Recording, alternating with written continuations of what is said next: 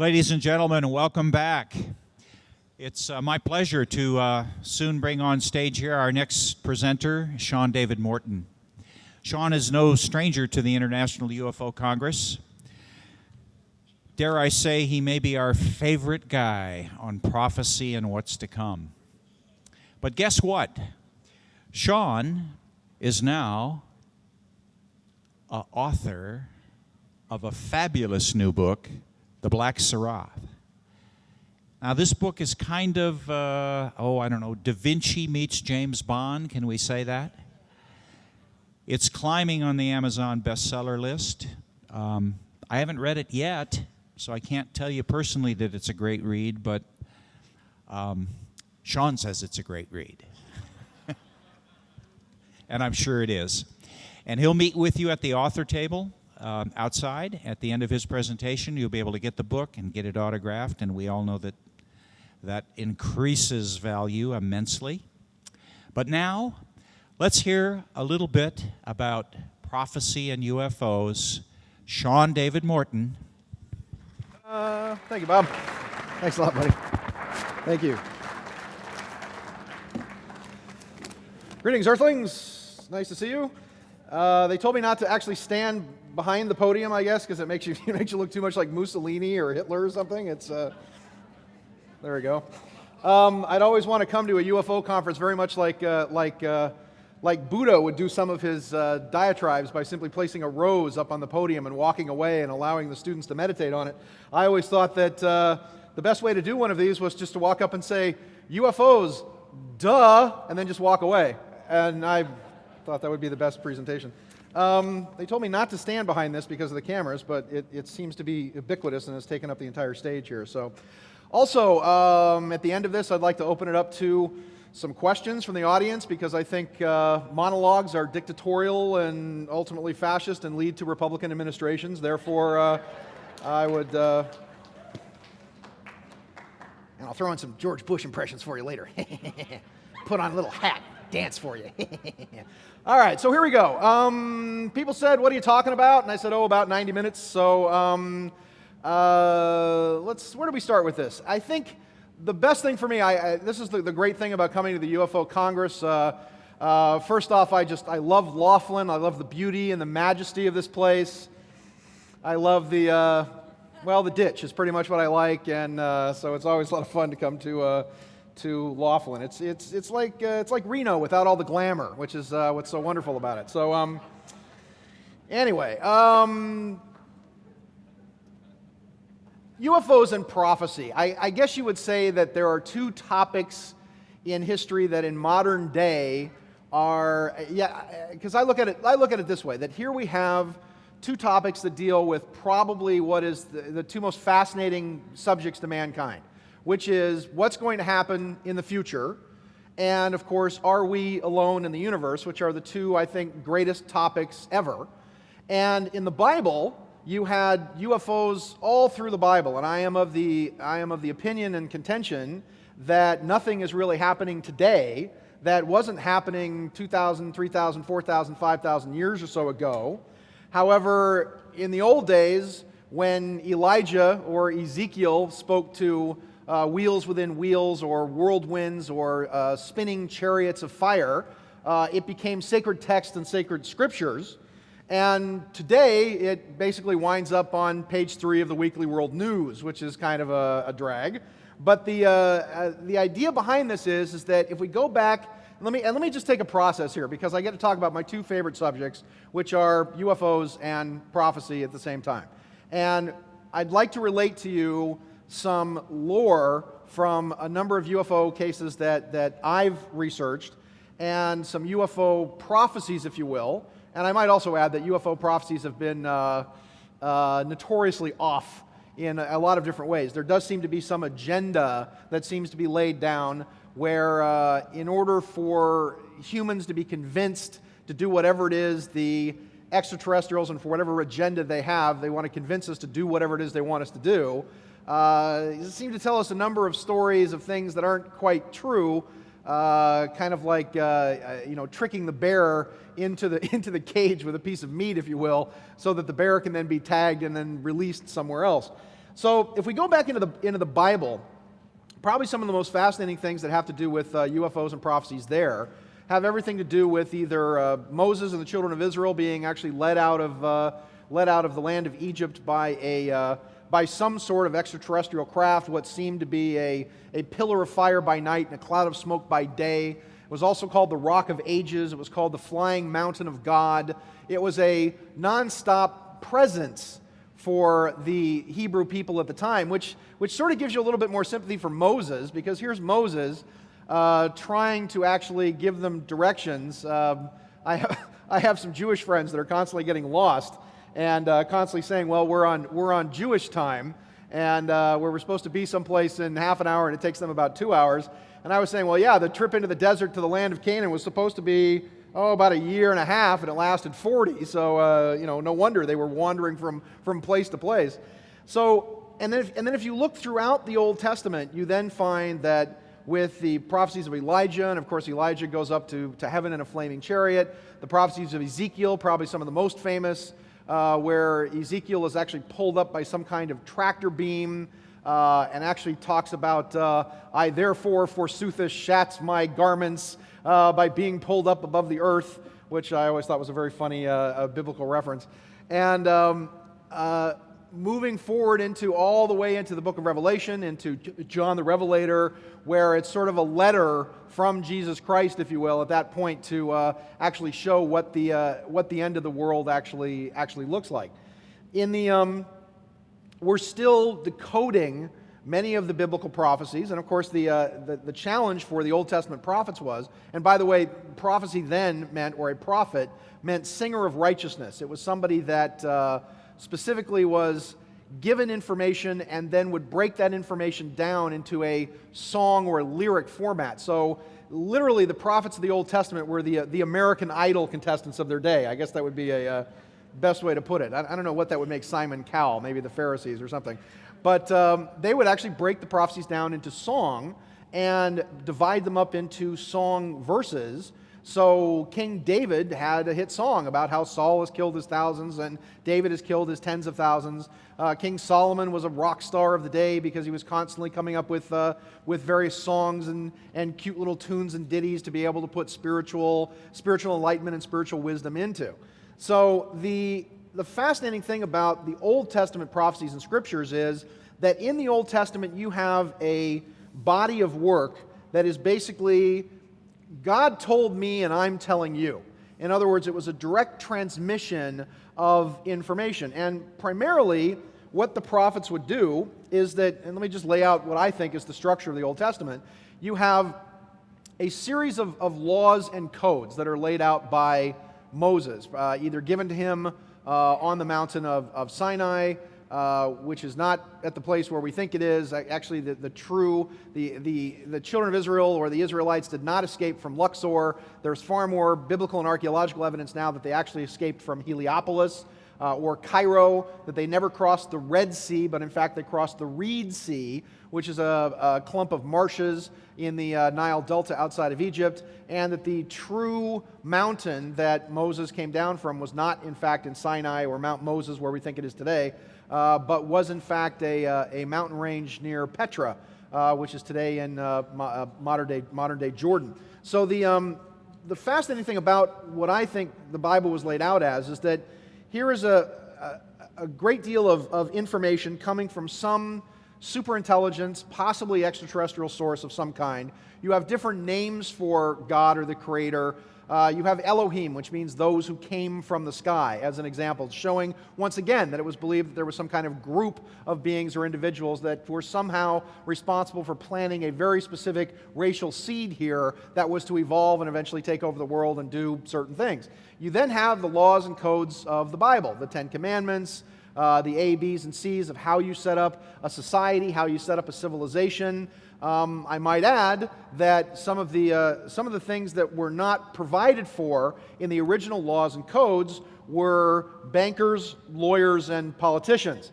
And that in the old days, I know how funny this sounds, In every single case, in every single one of the captivities, if you will, when the Israelites were destroyed and summarily raped and enslaved, you can trace it back to three tribes. And those three tribes are the tribe of Judah, the tribe of Benjamin, and the tribe of Levi.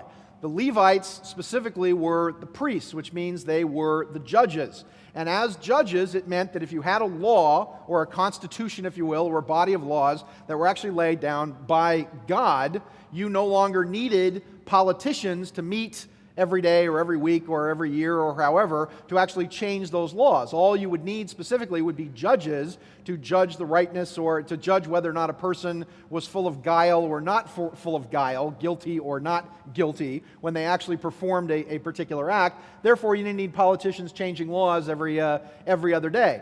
The aristocracy, which was established under Samuel, the prophet Samuel, became a non-working aristocracy that was responsible for the karma and actions of the Israeli nation state at that time. And by the way, in the original 1st and 2nd Samuel, Samuel specifically goes on for about 6 chapters railing about how kings and bureaucrats are a bad idea.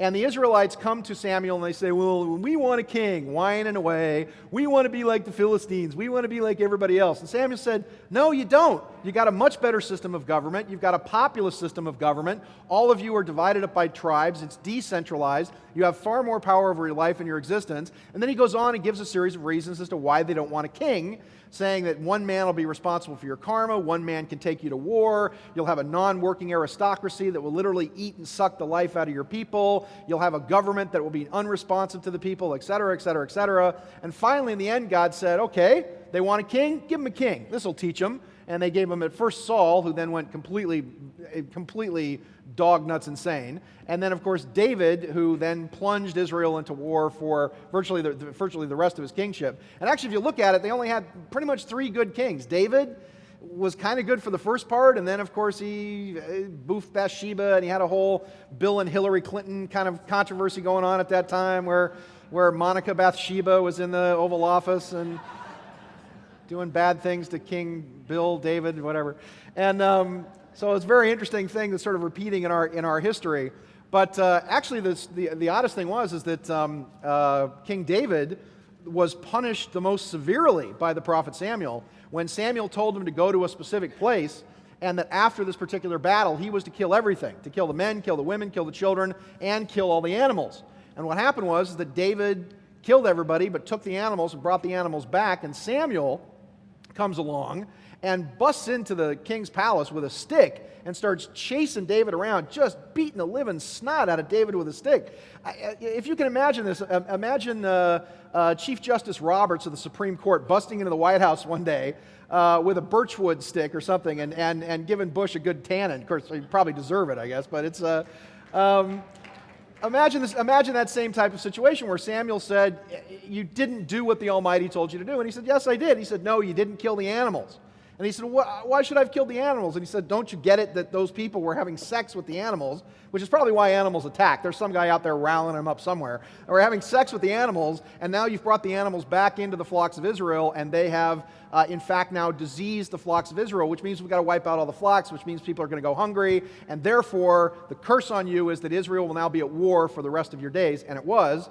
Solomon comes along, and he's okay for a while, but then he marries 365 women and has 1,000 concubines, so he's got a different woman for every night of the year. I mean, like, one's not enough, I guess, but it's, I mean, what do you do with that many women? Build pyramids out of them, or put together volleyball teams, or, whatever. It's just have fashion shows, Project Runway every other night.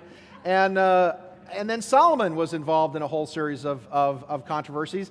Then it just slips into chaos. And the last really good king of Israel is Hezekiah, somewhere around the end of it. But in every single case, these 3 tribes, where you had the tribe of Judah that held the scepter of the aristocracy, they were the bureaucrats, the tribe of Levi, which were the judges, in essence the lawyers, and the tribe of Benjamin, who were the money changers. So in every single case, it was the bankers, the lawyers, and the politicians that wound up getting Israel raped and enslaved, where they got carted off by the Babylonians, got carted off by the Assyrians, etc., etc. So you can sort of imagine, after the Assyrian captivity, am I boring you guys with all this stuff? Because it doesn't have to do with UFOs. All right.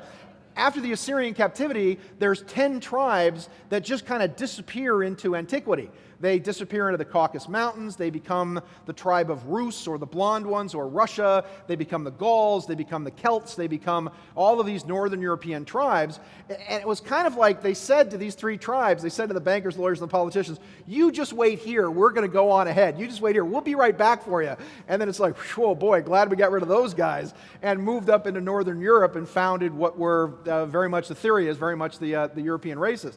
The reason I point this out is because here in the Bible, you have, in the old days of prophecy, here you have a book that is basically an owner's manual for the planet. It's the guide of how to work the earth. That if you want to prosper, if you want to multiply, and if you want to possess the gates of your enemies, here's the way you do it. And there were laws on health, for example, the way you grew food in a certain way, because it meant that if the food was no good and there were not minerals in the food, then you weren't strong enough to be able to fight off your enemies. There were obviously laws on debt, which means interest banking and fractional interest banking were completely outlawed. And you had laws on how to allow society to continue to move forward. And this was the biggest ones. They actually had something called the Jubilees. And the Jubilees was a system that was set up specifically so that every 7 years, everybody got a chance to start over.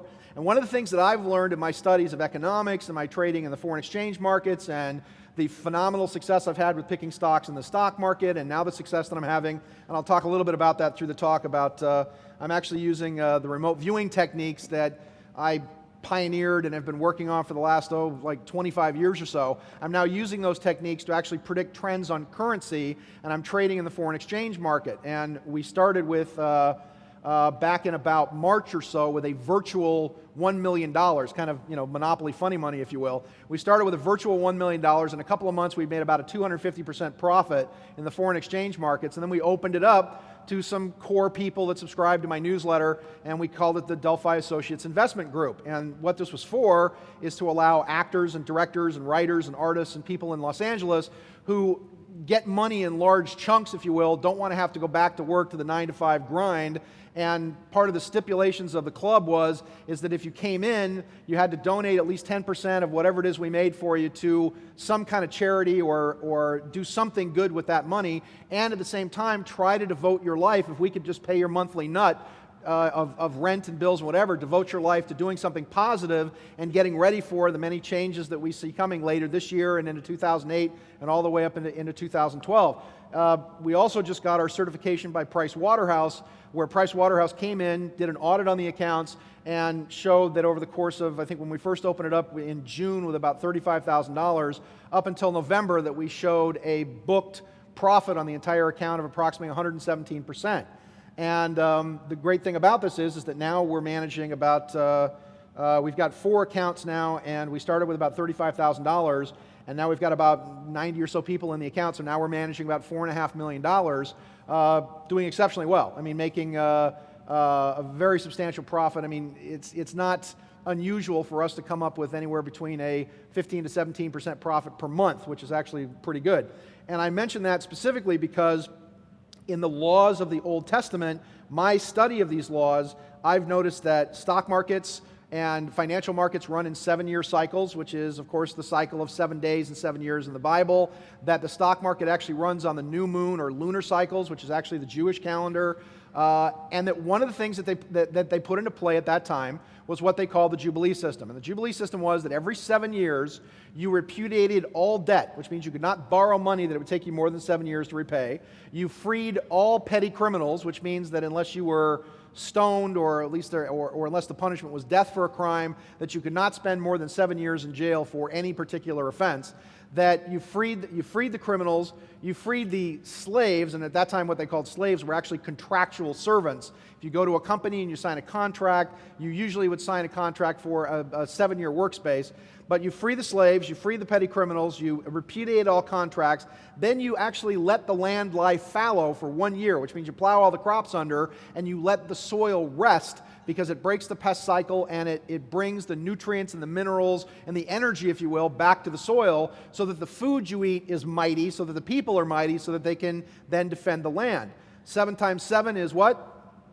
49, and so in the 49th year, you do what they call the Grand Jubilee, and you do everything that I just said with the exception of one other thing, that you give the land back to the people that originally owned it. And the idea behind this is that the Almighty apparently knew that, farmers weren't exactly the smartest of people, and so because a farmer who was meant to work the land wasn't particularly bright, not to offend any farmers in here, but that way, that if you lost your land or your farm or your ancestral lands to bankruptcy or somebody else took it over, that at the end of a 50-year period, the Grand Jubilee was you let the land lie fallow for 2 years and you gave the land back to the people that originally owned it. And these were laws and codes biblically that were laid out specifically to stop the money and the land from accumulating in the hands of 1% of the people that they called the Nephilim or the Dark Lords. Where are we today? Who runs, and by the way, the bankers, the lawyers, and the politicians who were very strictly controlled and very, very strictly disapproved of, I might add, by the Almighty, who runs the world today? So can you get an understanding that we're fighting that it is still the same war of the children of light back then versus the lords of darkness? The only good news about this is the lords of darkness are few and far between. They are powerful because, even though they are few, because they control the choke points of energy and information. We are powerful because we are many, but at the same time, we have to get over our contentiousness, if you will. And it's always funny when I talk to crowds like this, and everybody talks about taking actions and moving forwards and whatever, but it's literally like saying, anarchists unionize, individualists unite. It doesn't make any sense at all, because every single one of you has a different belief system and a different belief structure, and so it becomes very difficult for us to move ahead, with one voice or one power or one goal, if you will, when all of you are completely diverse in your beliefs and your systems and your structures and your religions and your religious beliefs. So the reason I take it back to UFOs in the Bible is that there are very specific key prophecies, if you will, that talk about, and we can actually trace this back directly back to the Great Pyramids of Giza. The Great Pyramids of Giza are aligned to two things. They're aligned to the upward path and the upward chambers, if you will, the upward tunnels of the chambers of the pyramids are all aligned to the Pleiades, showing that the seven sisters, or there were 9 muses, but the 7 sisters are somehow responsible for some kind of upward path. In UFO lore and mythology, if you will, and I'll just lay this out there because I've interviewed so many people over the years.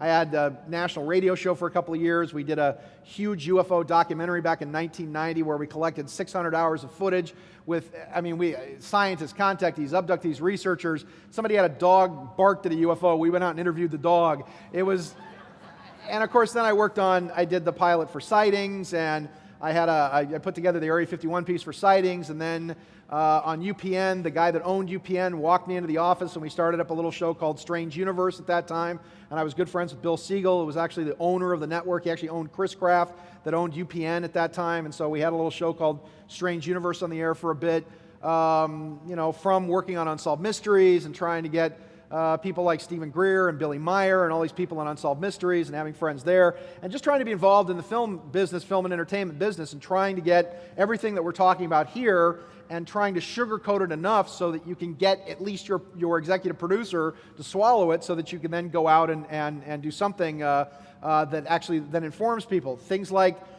Area 51, with a handful of people out there like myself and Nora Hayakawa and Gary Schultz and Anthony Hilder.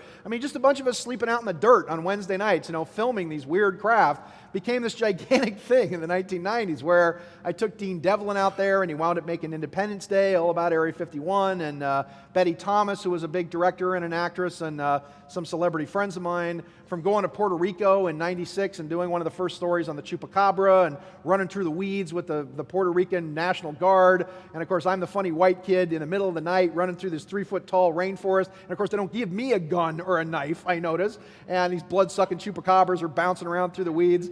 Oh, God, the crazy stuff I've seen and the people I've talked to, it would curl your hair.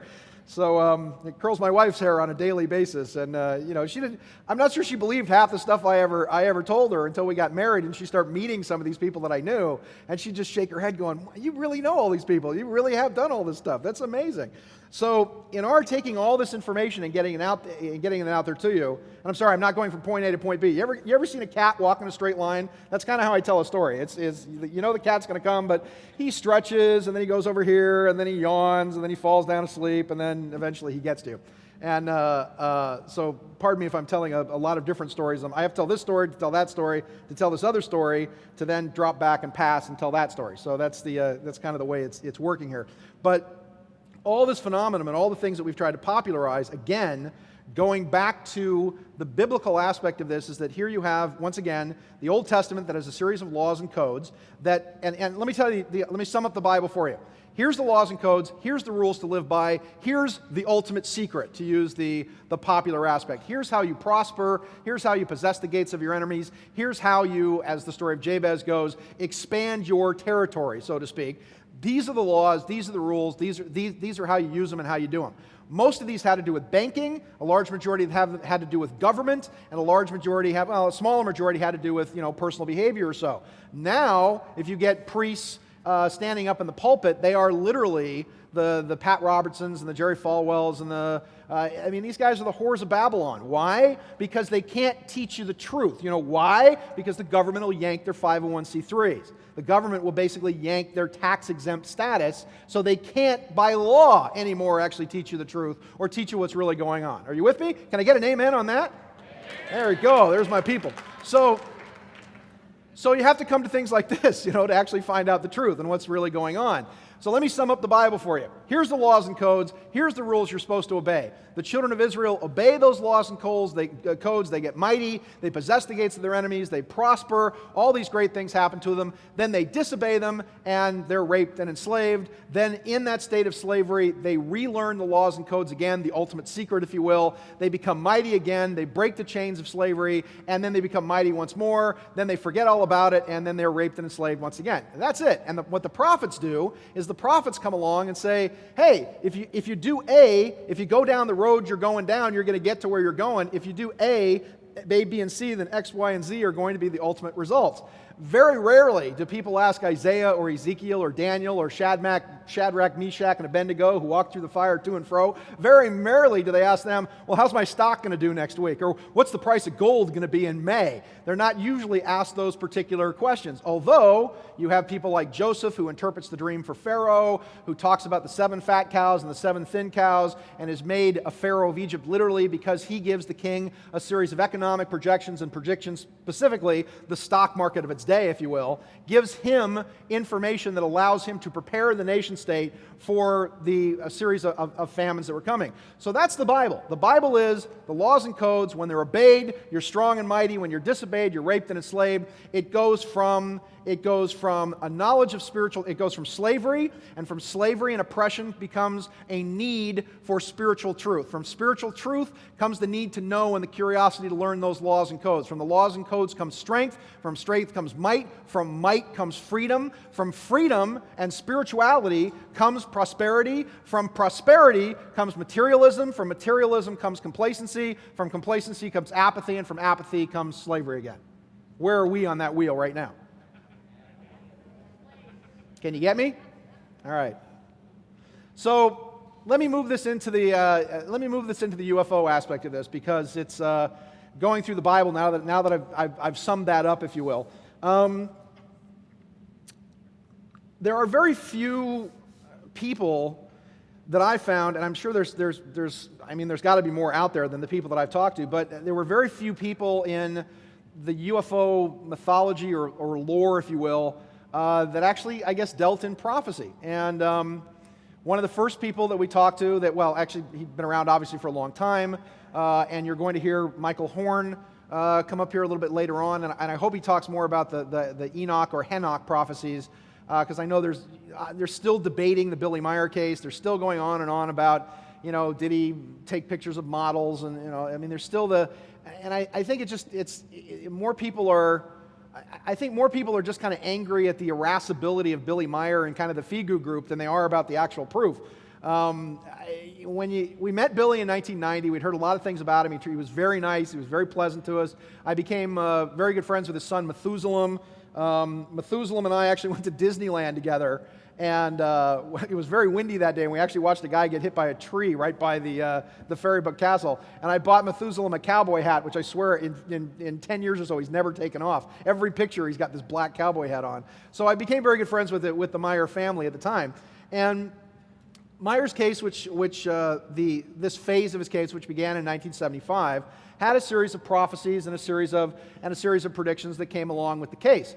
Now, here is the challenge, and this just goes back to, and I say this with absolutely no spite, no malice, just from an impartial third-party observer point of view.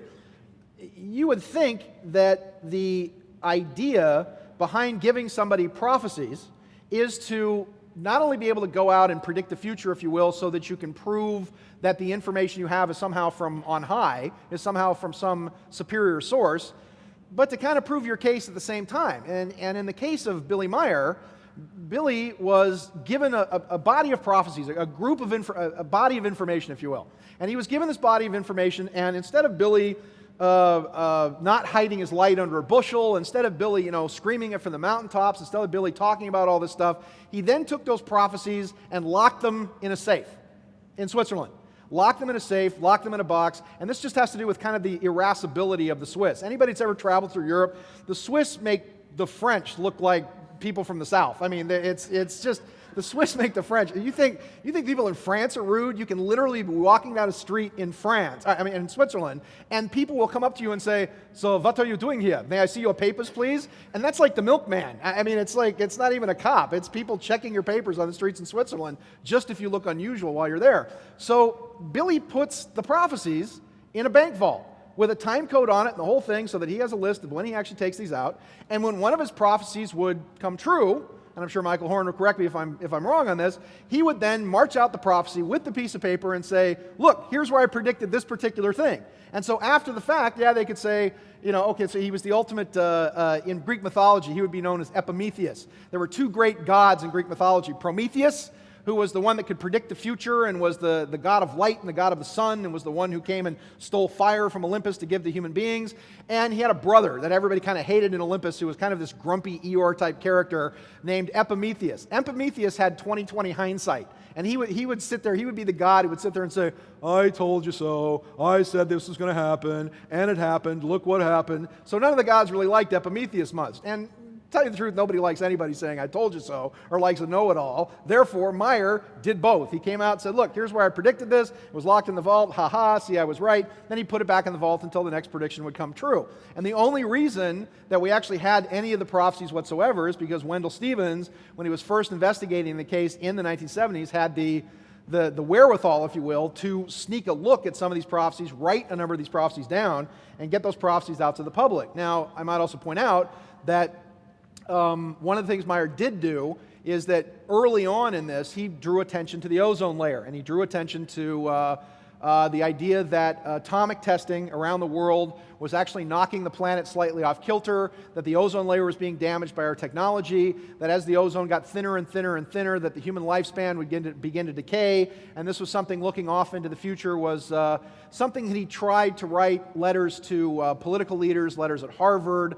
And of course, Billy kept saying, "Why me? Why pick me? Why can't you pick the heads of the Council of the Government of Switzerland?" And the Palladians basically said to him in the contact notes, "We tried. We tried to offer the job to other people, and nobody wanted the gig." And to tell you the truth, being a prophet, and especially being somebody in UFOs, take it from somebody who knows, the job sucks, is what I can tell you. It just sucks. Because if you're right, nobody likes you, and if you're wrong, nobody respects you. So, I can stand up here all day and give you a list of 100 prophecies, and 99 of which will come true, and the only one that'll make the slander pages of the internet would be, a football score that I got wrong, between USC versus somebody somewhere in the world. You don't get credit for the stuff that you say because it seems so shocking when you first say it, like my saying in 1997 on Art Bell and in front of 20 million people on his radio show that George W. Bush was going to be the next president of the United States. And Art Bell laughed in my face. He said, "The governor of Texas, the guy that used to be the manager of the Texas Rangers?" And Bell goes, "That guy's an idiot." And I said, "Yeah, but he's going to be president of the United States." And he goes, "Well, then I think you're an idiot." And I was like, well, I guess we'll see, Art. And as it progressed, and I stuck to my guns and said, look, this guy's going to be president. I also predicted in that, where I said the year 2000, it doesn't look like an election at all. Whoever comes out the other side of this, the election doesn't take place on the day. Whoever becomes president of the United States, there's so much chaos that that person is appointed. And probably one of the best predictions, talking about Al Gore, and that his running mate would be some guy named Lieberman out of Connecticut. This was all about 98 or so, where I was talking about this. And I haven't made any projections on the 2008 presidential election yet, because it's just, once again, we're moving into an area where there's simply so much chaos and a possibility that there may not be an election at all, that something might happen where it gets postponed. And there are very serious people inside the Beltway and the intelligence community that are worried that the guy currently sitting in the Oval Office has no intention of going anywhere and that he's not intending on leaving. And I point out to people that, yeah, Homeland Security and the Patriot Act and all this stuff, yeah, oh, gee, I bet you're all happy with it now that the Republicans are in charge. What's going to happen when Hillary Clinton has all this stuff at her fingertips? And, how's it going to be then? And, of course, I have an opinion that if the coming Messiah is going to be a woman, then why can't the coming Antichrist be a woman as well? Yeah. Because everybody says that, well, gee, the world would be such a better place if women were in charge. And I said, yeah, because all those peaceful leaders who were women that we've had, like, Margaret Thatcher and Indira Gandhi and Golda Meir, yeah, they were great people for peace, I notice, in the world. So there was a joke about a guy, an American, was actually traveling in Japan. And there was one of these new robot information people that was there in Japan that was supposed to talk to you, and the fellow was in a mall. And the fellow pressed the English button and pressed the button, and this robot came to life and said, "Good morning, sir. What is your IQ?" And he said, "Well, my IQ is," it was probably Jim Mars, I think it was happening to. He said, "Well, my IQ is 182." And the robot then said, "What do you think about that new book by Stephen Hawking? How do you feel about string theory? Do you think there's anything to quantum physics?" So they had this nice conversation about that. So the guy was intrigued, and he comes back the next day. He presses the button again. "Hello, sir, what's your IQ?" He says, "Well, it's about, 95 or 100. And the robot says, "Say, what do you think about the San Diego Chargers? Don't you think they should have gone to the Super Bowl? Do you think the Dodgers have a chance this year? Hey, how about those USC Trojans? They might win the national championship." And they talk about sports. So the guy's really intrigued, and he comes back the next day and he presses the button. "What's your IQ?" He goes, "Well, golly, my IQ's about 50. It's not even room temperature." He says, "My IQ's about that of a moron." And the robot says, "So, how do you think Hillary Clinton's going to be when she becomes president?" All right. Yeah, one joke. Hey, yeah. I notice there's not a lot of people up here telling jokes, actually, but it's where was I? Oh, yes, I was talking about the political. I was talking about Yahweh. There you go. So, all right. So Billy Meier. Here's the interesting thing about the Meier thing, and this is what I will tell you about what I know of his prophecies. And Meier, through Wendell Stevens now, successfully managed to predict the death of the Pope. Gave very, very specific information. Not Pope John Paul, but the original. The Pope, when there were three popes in succession, what became known as the Pope of the Moon. The Pope John, who actually only ruled for approximately about 30 days or so. And then, of course, John Paul came in. What Malachi, the 10th century Irish prophet, talked about as being the Pope of the Moon, because he was nominated Pope, he was installed, he was only Pope for 33 days and only really ruled for about 28, which is one cycle of the moon. And Meier gave specifics as to his opinion that this Pope was murdered, that he was poisoned, that this Pope was looking into the Vatican's connections to the Club of Rome, to P5, to the Masons. Actually, let me just plug the book. That's a lot about what Black Seraph is about. So if you love the Da Vinci Code and Vatican thrillers, and our lead character in this is Father Dominic Lindquist, who is a cardinal with the Catholic Church, but who works as a spy for the Jesuits, and he's undercover in the Arab terrorist world, actually as a double agent acting as someone called Abdul the Bandit, and he goes rogue to actually steal a genetically engineered bomb. This is one of the new things in intelligence now, what they call gene bombs, DNA-specific weapons that can be exploded in a population center that will only kill certain types of people. specifically would only kill people with blue eyes, or only kill people with black skin, or only kill people with Mediterranean descendants. They would get in these bombs, these genetic weapons actually get into the DNA and only kill certain strains of people. So it's the ultimate Hitlerian kill the useless eaters kind of novel. And our guy goes rogue, steals this weapon, and you get an idea. And this is I can say this now, this is a true story. This was a story that myself and Dr. Wayne Haley, who's a counterterrorism expert, we really chewed over whether or not to do this. And once the Pope died in April of 2005, we were then allowed to actually tell this particular story. Basically, we didn't want to tell it before out of respect for Pope John Paul, but this talks about the Nazi rat lines and the Hitler influence into the Catholic Church, and groups of cardinals that are talking about setting up a Fourth Reich with the European Union. And so it's all here. It's a lot of fun. We've got some great reviews on it. George Norrie read the book and said that he called this he said we can only hope there's more like this to come. He called this one of the great writing teams of the decade. So I hope you guys get this book. We got a bunch of them in the back there. The reason I mention that again is that Meyer's Prophecies and Predictions, I want to get through this because there's three people I want to mention: Meyer, Carlos Diaz, Alice Haggerty, and Anthony Ribera. And by the way, these are my notes, by the way, so this is the entire notes for my speech. Me and Jim Mars, we like to fly without a net. So, but he predicted, for example, he claims that he went on trips into the future, and that specifically he saw a great earthquake in San Francisco. He did not give a time frame, but he claimed that one of the things that he saw at that time was that the cars looked like bubbles, very much like, sort of like if anybody saw Woody Allen's Sleeper, those little bubble cars that they used to travel around in. He said that the cars literally looked like bubbles, like VW Volkswagens, but the tops of the cars were glass, and that the glass could actually smoke over with the sun. And we just went to the Los Angeles car show last December and saw a whole fleet of cars that looked exactly like the cars that Billy described all the way back in 1975 or so. His biggest prophecies and predictions, which Michael Horn will probably come up and talk about, that he's just released, have to do with what they call the Henoch